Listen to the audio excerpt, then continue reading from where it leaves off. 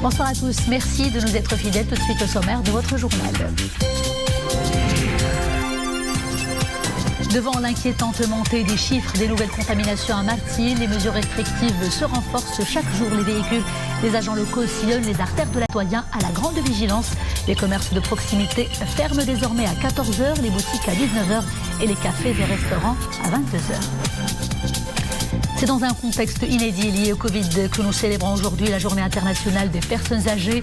Nous avons donné la parole aujourd'hui à nos seniors admis dans une maison de retraite à Oujda. Ils décrivent un double isolement à l'ère du Covid, des témoignages émouvants à suivre dans quelques minutes. Nous irons au musée d'Al-Bacha à Marrakech à la découverte d'une exposition inédite qui raconte l'histoire des femmes amazirs de la région Foumzguid, des passionnés qui brodent sur des écharpes joyeusement colorées, leur imagination, leur savoir-faire et leur génie créatif. Bonsoir. À la une ce jeudi, le Conseil de gouvernement tenu aujourd'hui sous la présidence du chef du gouvernement. Au début de ses travaux, Saadi Latmani a salué les efforts consentis par l'ensemble des cadres éducatifs, pédagogiques, administratifs, sécuritaires et sanitaires, et cela pour la préparation des épreuves de l'examen régional de la première année baccalauréat dans des circonstances exceptionnelles provoquées par la pandémie du Covid. Saadi Latmani s'est félicité du succès accompli face à ce défi immense, notamment le sauvetage de l'année scolaire écoulée et la reprise de l'année scolaire en cours avec sérieux et détermination. Le Conseil de gouvernement tenu aujourd'hui a approuvé 3 projets de décret. Cela concerne principalement le réseau public de télécommunications par satellite. La mise en œuvre des mesures restrictives est prolongée pour la 2e fois à Casablanca. Il s'agit d'une prolongation de 14 jours supplémentaires qui prendra effet à partir de ce lundi, le 5 de ce mois-ci. Tout juste annoncé par le gouvernement, ces décisions s'expliquent par l'évolution toujours préoccupante de la situation épidémiologique à Casablanca. En attendant l'amélioration des principaux indicateurs Covid, toutes les mesures restrictives déjà de rigueur demeurent donc maintenues, à l'exception de l'enseignement. À partir de ce lundi, les cours tous niveaux et toutes branches confondues reprendront selon le mode présentiel pour les élèves dont les parents ont opté bien sûr pour cette option. Les cours se tiendront en présentiel selon un protocole sanitaire rigoureux, et cela pour la sécurité sanitaire de tous les élèves. Environ 300 000 candidats entament à partir d'aujourd'hui l'examen régional unifié pour la première année baccalauréat. Dans les 4 coins du royaume, les épreuves ont lieu en présentiel selon le strict respect des mesures barrières.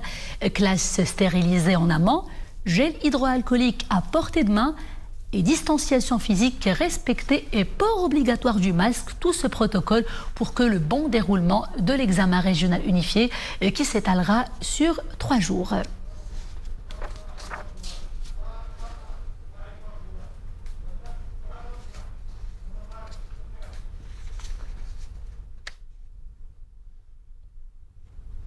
Enseignement supérieur, cette fois-ci, à l'instar de plusieurs établissements du royaume, l'université Hassan II de Casablanca entame la phase des inscriptions pour la rentrée 2020-2021.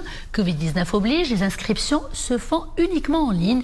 Les détails tout de suite avec Ashr Ben Saoud et Sarah Katir. C'est à travers une plateforme numérique accessible à travers le site web de l'Université Hassan II de Casablanca que s'effectuent les inscriptions, comme ici à la faculté des lettres et des sciences humaines Benmsik, où désormais tout se passe en ligne. Préinscription, inscription et admission. Cette initiative de notre établissement, Faculté des sciences humaines, Benmsik, Université Hassan II de Casablanca, vient dans le cadre général qui offre aux étudiants l'opportunité de s'inscrire à distance et en même temps s'inscrire dans le cadre d'une nouvelle culture de l'enseignement à distance. La situation inédite engendrée par la pandémie de la Covid-19 a permis d'intensifier le développement du numérique en vue de l'accélération des objectifs de l'enseignement en ligne. Nous avons conçu cette plateforme qui nous permet ou qui permet à nos étudiants de s'inscrire à distance dans un cadre qui préserve la sécurité et des données personnelles. Donc il permettra à 130 000 étudiants de s'inscrire à distance dans un cadre qui va les ambitionner, qui va les motiver pour entamer leur carrière et leur parcours universitaire au sein de notre établissement. La plateforme digitale pour la téléinscription est le fruit d'un partenariat entre l'Université Hassan II de Casablanca et l'Agence de développement du digital. Le but est de promouvoir l'administration et la culture digitale ainsi que l'incitation à l'entrepreneuriat et l'innovation dans le domaine digital. Place maintenant aux nouveaux indicateurs de l'épidémie du Covid-19 chez nous. Pendant ces dernières 24 heures, 2391 nouveaux cas d'infection au coronavirus, 1421 guérisons enregistrées toujours pendant les dernières 24 heures. Le nouveau bilan des cas confirmés porte à 126 044 cas.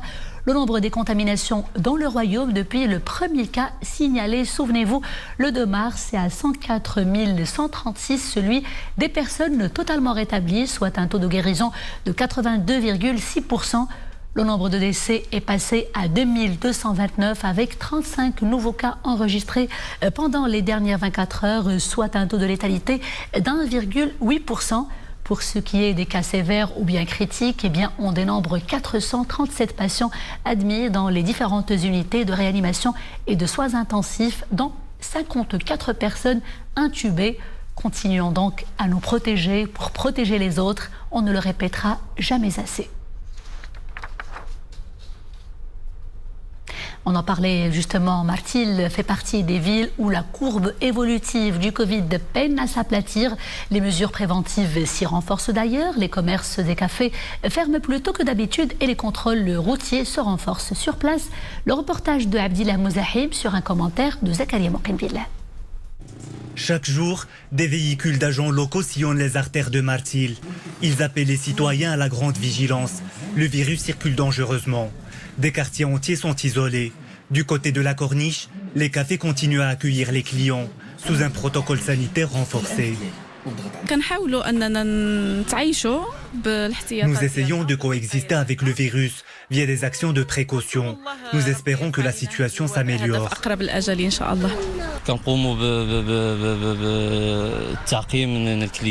Les clients doivent se désinfecter les mains et se faire prendre la température. Nous faisons appel au service d'une société privée pour désinfecter les locaux. Cette opération est effectuée tous les 15 jours. Une attestation nous est délivrée à cet effet.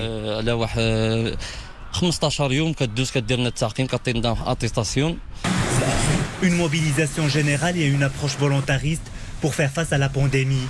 Des barrages routiers sont installés dans l'ensemble des issues de la ville avec pour objectif de renforcer les dispositifs de contrôle de la circulation.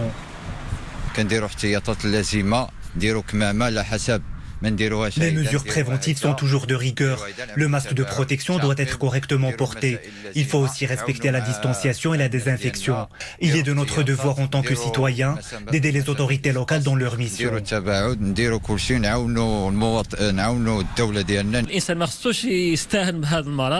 On ne doit pas prendre le Covid-19 à la légère. Cette épidémie fait un grand nombre de victimes chaque jour.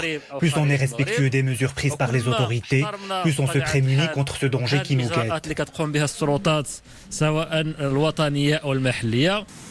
Suite à la recrudescence des contaminations, les autorités locales ont annoncé un confinement sanitaire temporaire à partir de samedi dernier. Fermeture des commerces de proximité à 14h, des boutiques à 19h et des cafés et restaurants à 22h.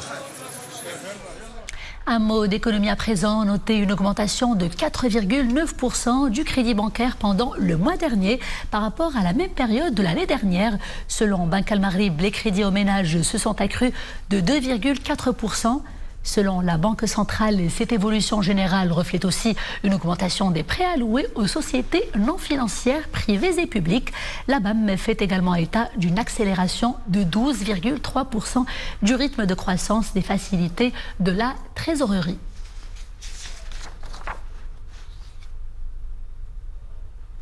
Le Le trafic national autoroutier affiche pour sa part une baisse de 32%. La baisse concerne le premier semestre de cette année. Elle s'explique principalement par la crise sanitaire liée à la pandémie du Covid-19. La Société nationale des autoroutes du Maroc annonce un recul de 29% et des recettes liées au péage, soit une perte de 437 millions de dirhams en termes de chiffre d'affaires. Nous célébrons aujourd'hui la Journée internationale des personnes âgées. Cette année, elle coïncide avec le contexte inédit, comme vous le savez, qui est lié au Covid-19. La pandémie a bouleversé le quotidien de ces personnes vulnérables et les a plongées dans l'appréhension, la peur et parfois la solitude. Et c'est le cas de nos seniors qui vivent dans les maisons de retraite. Ils nous ont raconté l'angoisse générée par l'isolement durant cette période du confinement. À Oujda, c'est un reportage de Rachid Latabi sur un récit de Mariam El-Messi. Regardons. C'est devenu presque un rituel. Chaque après-midi, Aziza s'installe en terrasse et n'oublie surtout pas son fidèle compagnon. Cette pensionnaire d'une maison de retraite à Oujda est fragilisée par l'interdiction des visites dans son lieu de vie. Elle préfère se réfugier dans ses lectures. ما محتاجاش ماكله او محتاجاش حاجه انا محتاجه ابتسامه محتاجه حضن دافئ محتاجه نحس انني مازال. J'ai besoin d'un sourire ou d'un câlin chaleureux, beaucoup plus que de la nourriture. Cette affection, je l'ai retrouvée lors des visites d'associations. Je n'ai pas d'enfants. Ces personnes-là sont mes enfants. Il me manque beaucoup. بحال دابا انا ما عنديش وليدات انا بالنسبه لي دوك الجمعيات اللي تيجيو ولا هما وليداتي توحشتهم صراحه. Pas de visite de proches ou d'associations autorisées pour l'heure, mais cela n'empêche pas les résidents de créer leur propre climat chaleureux. Mohamed tient à conserver cette attache affective en rendant tous les jours visite à ses compères de loin. On manque de rien, on s'occupe bien de nous ici. Nous n'avons pas d'autre choix que de s'armer de patience le temps que la crise s'en aille. Cela fait 3 mois que le quotidien de ces aînés a changé, leur bien-être aussi. Depuis la levée du confinement, ils sont autorisés à quitter leur lieu d'hébergement. Un assouplissement toutefois encadré. 1 heure par jour seulement, le temps de prendre un bol d'air frais, une tasse de café ou appeler sa famille. Nos résidents sont installés dans des chambres doubles. La distanciation physique est donc respectée. Nous leur demandons de ne pas s'approcher l'un de l'autre, regarder la télé chacun dans son lit, idem en cantine ou lorsqu'ils se retrouvent dans le jardin. Ils respectent le protocole de sécurité sanitaire. Repenser le vieillissement après la pandémie, l'Organisation des Nations Unies en fait cette année une priorité absolue. L'édition 2020 de la Journée internationale des personnes âgées aspire à conscientiser autour des besoins particuliers de ces personnes. Et toujours en liaison avec nos seniors, sachez que la crainte d'attraper le Covid est la raison principale du non-accès des personnes âgées aux services de soins pendant le confinement sanitaire, une réticence qui s'élève à 30,7% selon les précisions du Haut Commissariat au Plan. Le HCP évoque d'autres raisons derrière le non-accès aux services de soins chez les personnes âgées toujours, à savoir les difficultés financières et l'insuffisance des moyens de transport. Et en cette journée internationale, toujours des personnes âgées, justement, le secrétaire général de l'ONU appelle à faire de cette catégorie vulnérable une priorité absolue dans l'action mondiale de lutte contre la pandémie. Le potentiel des personnes âgées est un atout considérable pour le développement durable. Plus que jamais, nous devons entendre leur voix, leurs avis et leurs idées afin de construire des sociétés plus inclusives et mieux adaptées à leurs besoins, conclut Antonio Guterres. Bientôt, un musée sur la mythique place de Jam Al-Fna à Marrakech. La création future de ce musée a été convenue entre l'ICESCO et la Fondation nationale des musées. De même, les deux parties ont prévenu une réunion des directeurs des musées des pays islamiques au Maroc. Mehdi Qotbi, président de la Fondation nationale des musées, pour ses explications, il était au micro de Abdelmjid Hallaoui. Écoutons-le. Le Maroc est aujourd'hui dans le monde cité en exemple pour sa dynamique grâce à la politique insufflée par Sa Majesté pour la culture. Aujourd'hui, on passe aux choses concrètes, c'est-à-dire que nous aurons comme un soutien, comme un message fort envoyé au cœur du tourisme marocain qui est Marrakech, de nous accompagner dans le musée de Jemaa el-Fna. La deuxième chose, c'est que nous sommes en train de réfléchir ensemble, de réunir tous les acteurs des musées à travers le monde arabe et musulman et africain. Et la troisième chose, c'est d'essayer de faire un travail commun, que l'UNESCO soit associé à cette belle manifestation, à cette grande exposition que nous ferons de la Croix Retour au Maroc. Le calendrier des événements culturels pâtit de la crise du Covid. Plusieurs manifestations ont été reportées. Le Festival national des arts populaires de Marrakech en fait partie. Il se tiendra l'été prochain finalement, c'est-à-dire en juillet 2021.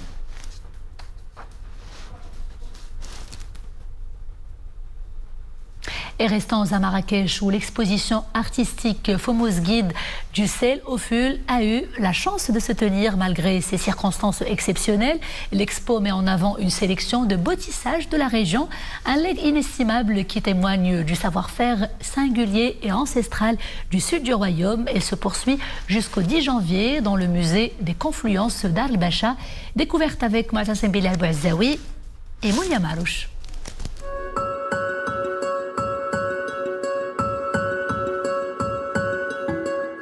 Chaque pièce raconte une histoire, celle des femmes amazirs de la région Fomos Guide. Des tisserandes ont brodé sur ces écharpes leur imagination, leur savoir-faire et leur génie créatif.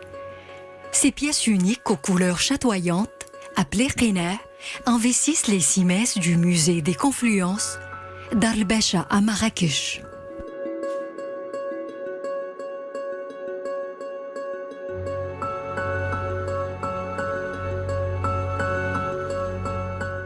Les broderies sont d'une richesse et d'une finesse assez exceptionnelles et chacun est différent de l'autre. Les femmes ont travaillé d'une façon tout à fait exceptionnelle dans ce cas-là, parce que si on voit la collection, on remarque que en fait, ils sont tous différents et ils ont tous des couleurs très vivantes. Si ces couleurs chaudes font ressortir toute la singularité de la griffe africaine, c'est parce que ces créations sont l'œuvre des femmes subsahariennes installées dans le village Ouled Lehlel depuis un siècle. C'est une exposition qui met en exergue le brassage culturel qui a eu lieu dans le sud-est marocain à travers une collection privée qui est âgée d'entre 50 et 25 ans. Donc ce sont des gnars qu'on appelle vernaculairement. Et donc ce sont en fait des éléments qui sont portés à la fois dans la vie quotidienne, mais aussi dans les cadres des festivités par les femmes. Enfin, le musée d'Arl Bacha à Marrakech retrouve ce qui fait son charme, ses œuvres et ses artistes.